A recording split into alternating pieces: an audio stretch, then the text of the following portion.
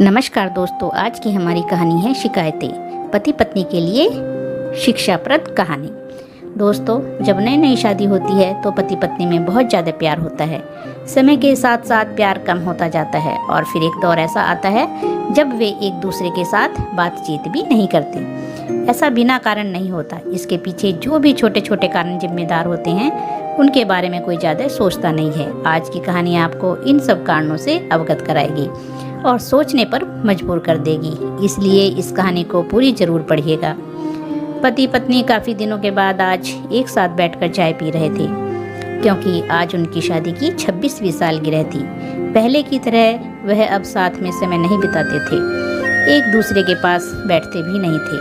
पता नहीं किन कारणों से उन दोनों के बीच की दूरी बढ़ती ही जा रही थी। चाय पीते पीते पत्नी ने चुप्पी तोड़ते हुए कहा, मुझे आपसे बहुत कुछ कहना है, आपको बहुत कुछ बताना है, लेकिन अब हमारे पास एक दूसरे के लिए समय ही नहीं है। मैंने इस बारे में बहुत सोचा है और मैंने इस सिचुएशन से निपटने का एक उपाय निकाला है। अगर आप राजी हों तो बताती हूँ। पति ने सिर हिलाकर हामी भरी।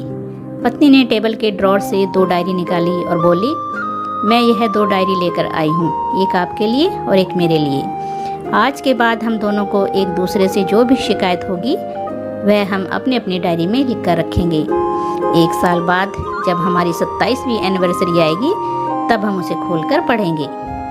तब हमें एक दूसरे की उन चीज़ों या आदतों के बारे में पता चलेगा जो हमें पसंद नहीं है, और हम उन्हें सुधार पाएंगे या कोई उपाय कर पाएंगे।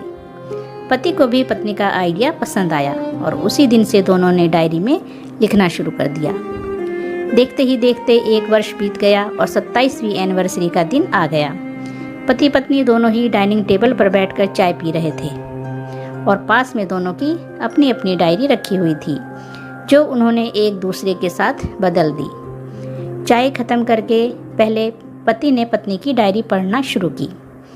उस डायरी में काफ़ी सारी शिकायतें थी, जैसे कि आज होटल में ले जाने के लिए वादा किया था लेकिन फिर भी नहीं लेकर गए। आज मेरे मायके से मेहमान आए थे, उनके साथ पति ने अच्छे से बात नहीं की। कितने महीनों बाद आज मेरे लिए साड़ी लाए लेकिन पुराने डिजाइन की।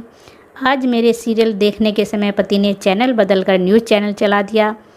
आज गीला तौलिया सोफे पर छोड़ दिया। ऐसी कई सारी शिकायतें थी। डायरी को पढ़ते पढ़ते पति की आंखों में आंसू आ गए। पति को काफ़ी अफसोस हुआ। वो अपनी पत्नी से बोला, मुझे इन गलतियों के बारे में एहसास ही नहीं था, लेकिन अब मैं तुमसे वादा करता हूँ कि ऐसी गलतियाँ मैं अब फिर से नहीं दोहराऊंगा। अब पत्नी ने पति की डायरी खोली। पत्नी ने डायरी के कई सारे पन्ने पलटे, लेकिन वह पूरी तरह से खाली थी। कहीं पर एक शब्द भी नहीं लिखा था। पत्नी बोली, आपने तो डायरी में कुछ लिखा ही नहीं है। पति बोला, आखिरी पन्ना देखो, मैंने उसी पर लिखा है।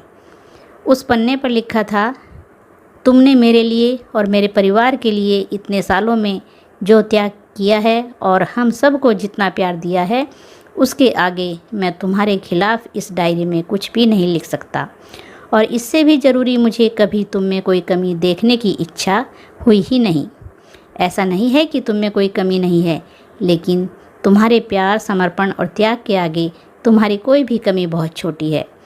मेरी अनगिनत गलतियों को नज़रअंदाज करके तुमने इस कठिन जीवन में मेरे साई की तरह साथ दिया है और हमेशा मेरे साथ खड़ी रही। तुम ही बताओ, कोई भी अपने ही साए में दोष कैसे निकाले, तो निकाले कैसे। अब पत्नी की आंखें नम थीं। पत्नी ने पति के हाथ से अपनी शिकायतों की डायरी ले ली और उसे जला दिया। पति पत्नी का रिश्ता एक दूसरे के विश्वास पर टिका होता है और उसी से वह मजबूत होता है। उम्र के एक दौर में पति पत्नी को एक बात अच्छे से समझ लेनी चाहिए कि एक दूसरे में गलतियां और कमियां निकालने के बजाय अगर यह याद रखा जाए कि उसके साथी ने उसके लिए कितना त्याग किया है, तो इससे उनका रिश्ता और भी ज़्यादा मजबूत ही होगा। दोस्तों, छोटी सी इस कहानी में यही बताया गया है कि इन दिनों पति पत्नी में बढ़ती जा रही दूरियां कम हो सके, और ख़ासकर गलतफहमियों की वजह से या सिर्फ बात न करने की वजह से बढ़ती जा रही दूरियों को आराम से, शांति से बैठकर बात करके कम किया जा सकता है या ख़त्म भी किया जा सकता है।